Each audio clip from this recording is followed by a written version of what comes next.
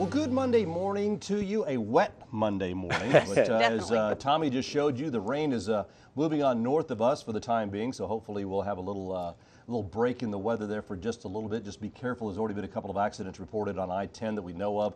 So just be careful when you're out and about. Slow down, and don't forget you need to have your lights on when it's when you're driving. Very good. This is our Monday morning live edition of Healthy Living South Mississippi. Live healthy, be healthy with Doctors Jim and Janine Fox of Doctors Nutrition. Located on Cowan Road in Gulfport, just south of Pash Roads, across the street from the old Kmart. Real easy to get to. They opened at 10 o'clock this morning, so be sure you stop by if you anything that you need. We decided today we're not going to have any particular subject. We've got a few things. We've had a few emails that we're going to throw out, but it's kind of an open line day. So anything that you want to ask the doctors about, any problems that you're having, any issues, any questions, please feel free to call in. 896-0713, 800-349-0713 are our phone lines. And you can either be on the air and ask them live, or our operator will take your question and pass it along to them. So one of the questions that we have is somebody wrote in, I have a lot of the symptoms of a thyroid problem, but my doctor says that it's fine. What could it be? You know, if we hear that once a day, we probably hear it 10 times a day. And it's pretty common. Well, the thyroid has so much to do with everything that goes on every time you turn something on the thyroid. It really does. Yeah, the folks get on the internet, you know, and like last week I had a gentleman that came in early in the week, and he was convinced that it was a thyroid problem, and he just wanted his thyroid tested. And I said, you know, I really think you need to look a little deeper. No, it's got to be my thyroid. So we tested his thyroid, and his thyroid was actually pretty good. I mean, the numbers were fine, but I've got all these symptoms. I said, okay, it's something else. No, it's got to be my thyroid. I said, the numbers are great. I mean, I would love to have mine look that good, okay? And he was just convinced it was his thyroid. So when we said, okay, let's do some other testing. So we dug in, did some more testing. It was his adrenals. And really? they mimic each other, you know, and it's, he had a severe adrenal issue. They're both part of the endocrine system. Right. So you start looking, and a lot of the endocrine problems actually mimic each other. Sure do. And like with thyroid, you know, fatigue, weight gain, hair loss, you know, all those are part of the symptoms. A lot of people come and say, well, I have to have a thyroid problem. But if you look, even stress can mimic those. And of course, your adrenals are your stress gland. So now another thing, just mentioning with that question, a lot of people come in that we've seen, and they've only had their TSH checked. That's now, true. we do think there definitely needs to be more than a TSH checked. You need to have a T4, a free T3, T3 uptake, and even a reverse T3, and maybe even the antibodies to the thyroid. So there's a lot of things you can check for thyroid. Okay. Right. We got a caller, Bill from Biloxi. I think I can answer this one. Are energy drinks bad for you? Is there an ingredient in them to look out for? Sugar.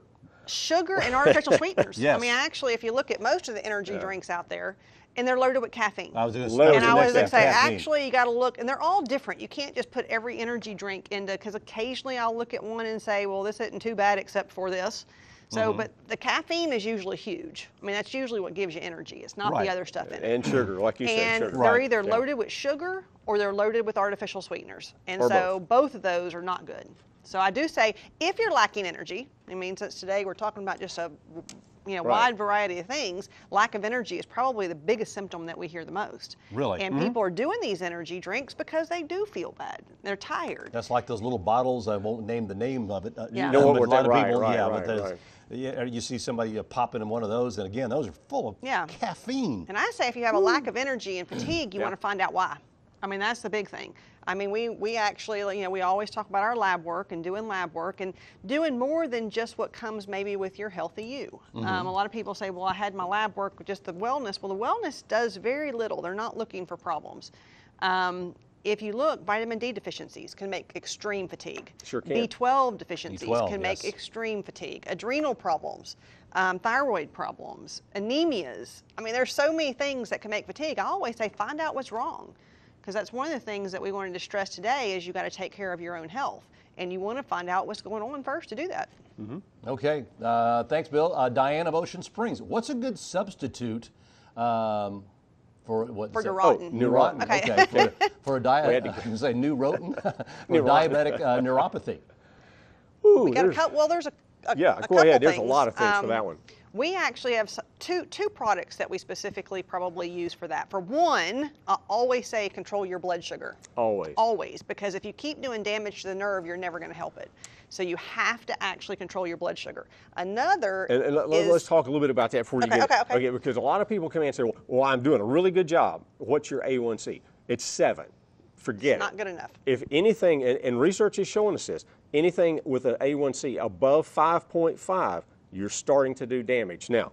Right. Okay. So you can actually do nerve damage even when you're pre-diabetic. Right. Not even diabetic. So you want to control that first. Now, another thing is we have something called neurochondria, which is actually put together for nerve problems. And it actually is going to have a combination of things to actually help with nerve damage and help, like lipoic acid has a lot of research. It's in there, the B12's in there, the 5-methyltetrahydrofolate, your CoQ10, the glutathione, the benfotiamine. I mean, it's a combination of a lot of different things. All those things. Now, there is one other thing that we've used, and it's actually called the nerve growth factor, and that's inosine, which inosine is something that's not known very well. It's an amino acid. It's kind of a specialty amino acid. But it actually, we've gotten good results of it helping nerve pain.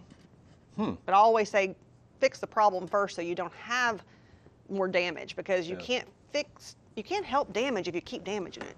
And again, back to that A1C, you know, because there are so many of these people that have this problem, and they say, well, I'm well controlled, and I'm, you know, my A1C is 6.1 or 6.2 or 5.9. Anything, research is showing us, anything above 5.5, and we start to do damage to the nerves. So it's very imperative to keep that as good as humanly possible. You have to. It's just imperative, right? Okay. Thank you very much, Diane, for your question. Again, this is an open line Monday, so if you have a question about anything, we don't have a particular subject. We've got a couple of questions that were emailed in, and we'll get to those in just a moment. But if you have a particular question you'd like to pass along to the doctors, our phone lines are 896-0713 or 800-349-0713. Please feel free to call in, and remind you again that the Doctor's Nutrition is open Monday through Saturday. Monday through Friday, they are open from 10 to 5, Saturdays from 11 to 2, and the doctors are there Monday through Thursday from 10 to 5. Never need an appointment, and it doesn't cost you anything to go in there and ask questions. So again, number is 896-0713, 800-349-0713. We'll be right back with our Open Line Monday in just a moment on Healthy Living South Mississippi.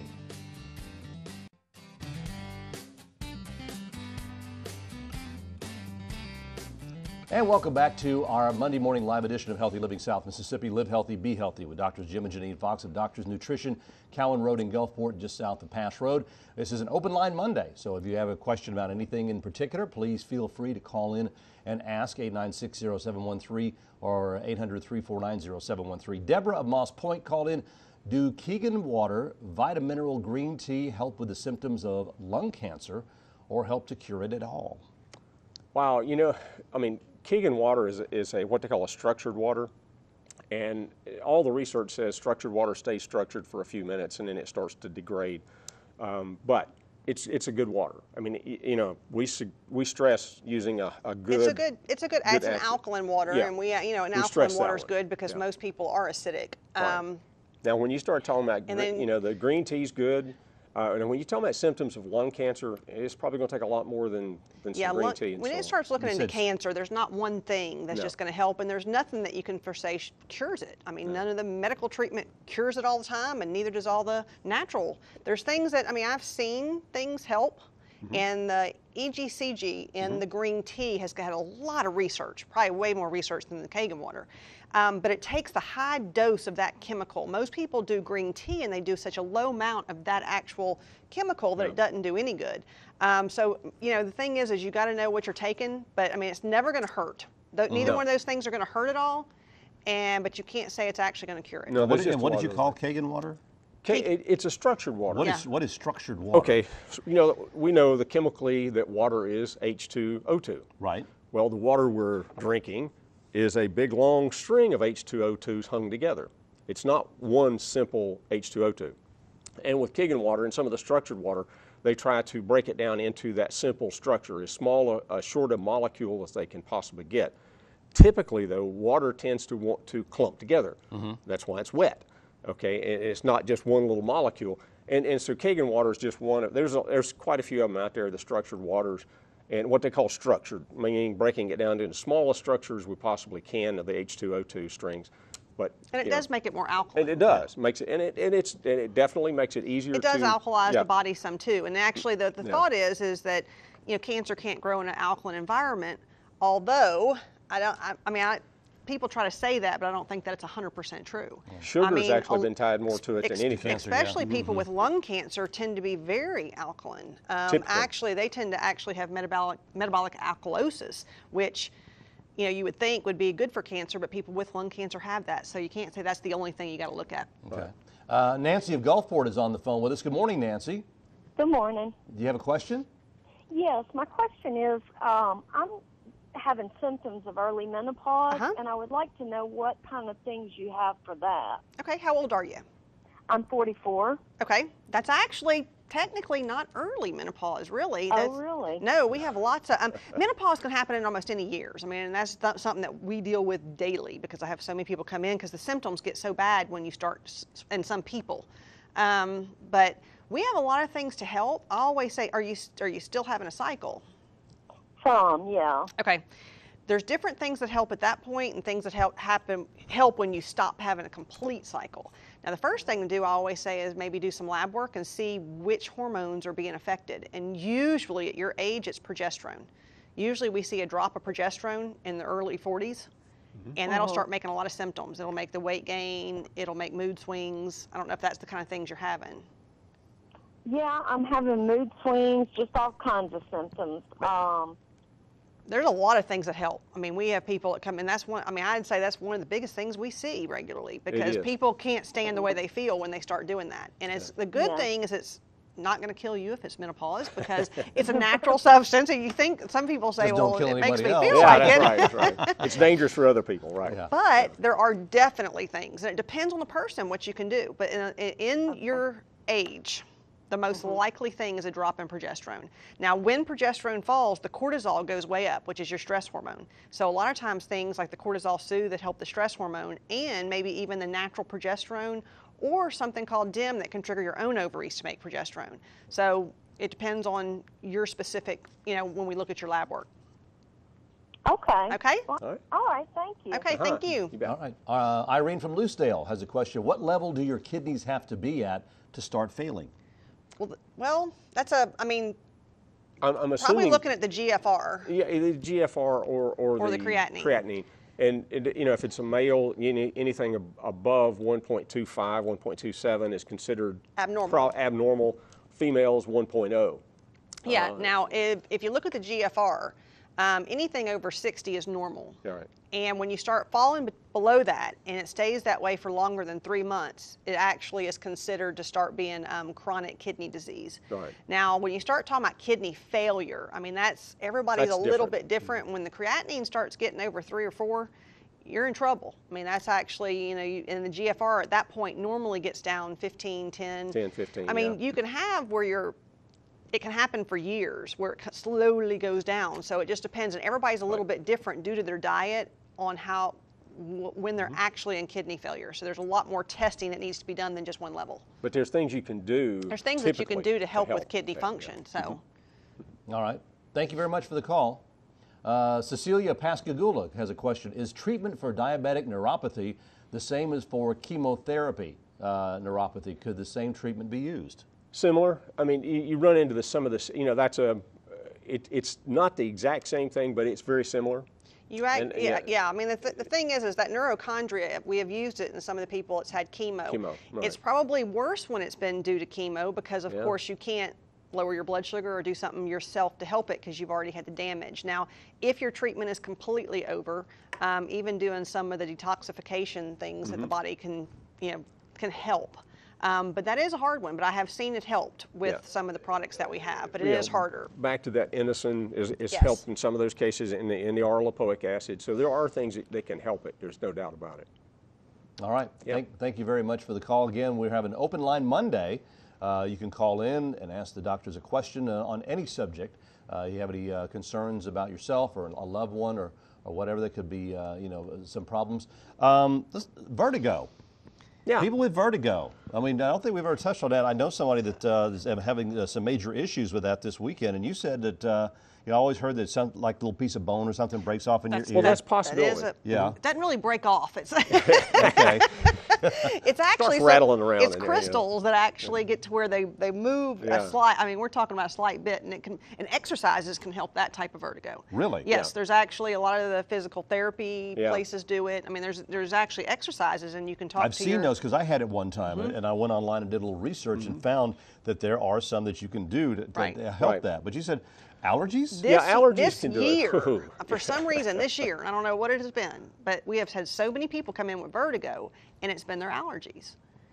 And we have some stuff that's called Allergena, which is actually a desensitizing serum, which it actually desensitizes you to the allergens in this area, and that has helped probably more than anything when it's been allergies this year. Our regular allergy stuff hadn't really helped it. It's been weird this season, but we've seen a lot. We really have seen a lot of it. It's been rampant. Wow. So, but there are things to help, and we do, even if you don't know if it's not allergies, we even have another thing called Vertigen, which is a homeopathic vertigo remedy, and it does help. Oh, okay, good.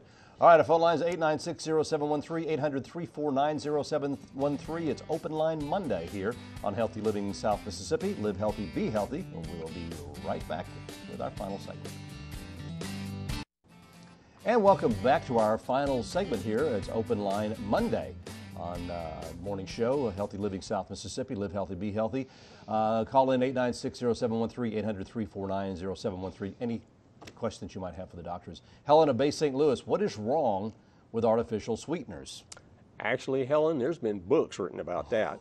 It's one in particular, actually written by one of the doctor here in Mississippi, Russell Blaylock. Was one of the professors at medical center up there, a neurologist. And he wrote a book called, Excitotoxins, The Taste That Kills. And it literally can, the chemicals that they're artificial, which means there are a lot of chemicals in there that are not natural chemicals.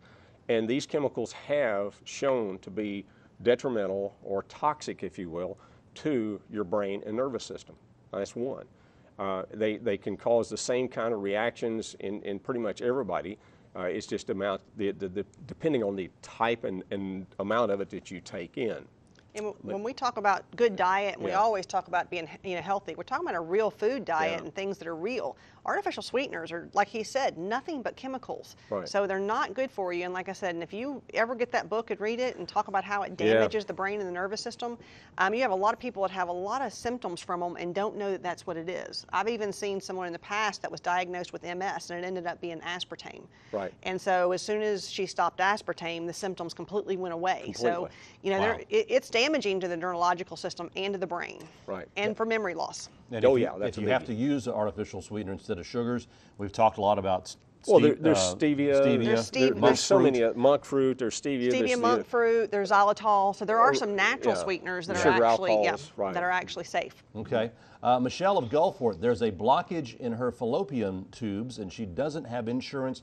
Where can she go to get treated or taken care of? Wow. Well, unfortunately, that's a structural problem. Yeah. So there's nothing that you can actually take. You actually do have to go get something done. It's a surgical procedure. Honestly, talking to your OB and maybe having them try to refer you to Jackson, although it's really hard sometimes to get in there, but it is more of a, where you might have to wait a while, but it might be an option. The teaching hospitals. Yeah, the teaching hospitals are where you really the only option when you can't afford to have it done, because it is a surgical procedure to actually clear the tube. Right. Yeah. All right. Thank you very much, Michelle. Another question. My white blood cell count stays low every time it is checked, but my doctor said it's nothing to worry about. Is it?